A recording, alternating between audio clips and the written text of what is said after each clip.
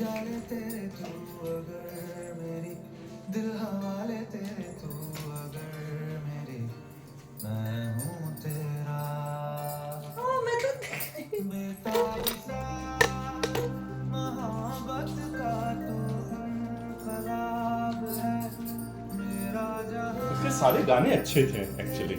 हाँ।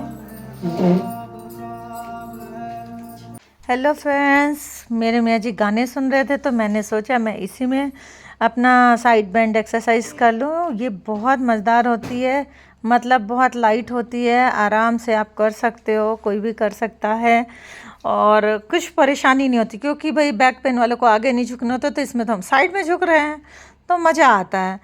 लेकिन करते करते फिर मुझे ऐसा फ़ील आया कि मज़ा तो आ रहा था गाना सुन के करने में, लेकिन मुझे लगा कि चलो मैं आप लोगों से बात करते हुए करती हूँ। और बात करते करते मैंने माइक भी लगा लिया था, गाना भी बंद करवा दिया था। और जब मैं एडिटिंग करने गई तो मुझे समझ में आया कि अरे यार, मैंने अपने माइक का स्विच तो ऑन ही नहीं किया है।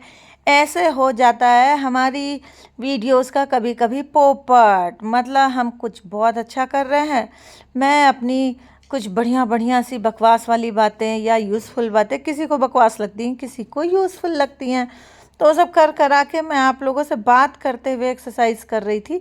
इस समय तो मैं काउंटिंग कर रही थी। ये साइड बेंड मैंने 49 टाइम्स किया, 49 टाइम तक कर पाई इजीली।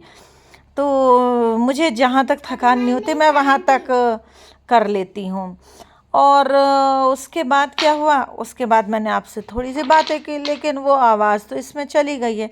लेकिन देखती हूँ कि मुझे एक्शन देख के मेरी बातें याद आती भी हैं कि नहीं आती हैं। और इस मैट में जब मैं आ रही तो आपने देखा था, मैंने देखो पीछे खिसका दिया था करते करते, क्योंकि भाई पीछे जाओ, क्योंकि मुझे कैमरे में भी आना था। तो करते करते मैं उसके आगे आके खड़ी हो गई और मैं खूब एंजॉय कर रही थी अपनी एक साइड बेंड को। फिर मैंने आप लोगों से बातें करना शुरू किया कि भाई मैंने इसे 49 टाइम किया है। और देखो, मैंने ये इसलिए बताया कि मैं इसमें ये एक्सप्लेन कर रही थी कि एक्सरसाइज और प्राणायाम दोनों में क्या अंतर है। एक्सरसाइज जो है, जैसे आपको फिजिक अच्छी रखनी है, किसी के मतलब कि लेग्स मोटे होते हैं, कमर में फैट होता है, किसी के देखो हाथ में फैट होता है, मैं दिखा रही हूँ ना, तो वो सब होता है। तो फिजिक अच्छी होती है जब हम साइड बेंड करते हैं तो कमर उमर के पास का फैट हटता है और बॉडी हल्की होती है।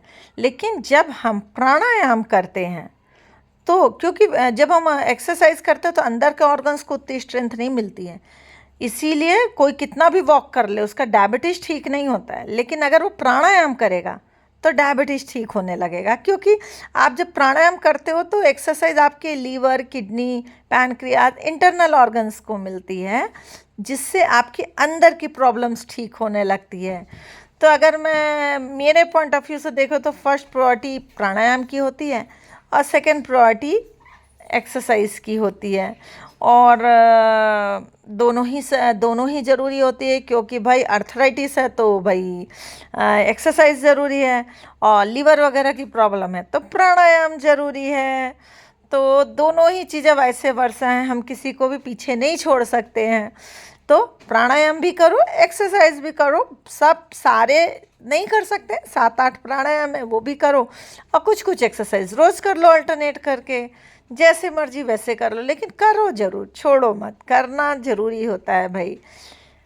Bye bye. अब मुझे एक्शन समझ में नहीं आ रहे हैं मेरे, और बस मेरे मुंह से अब क्या ही बोलूँ मैं, समझ में नहीं आ रहा है। Bye bye.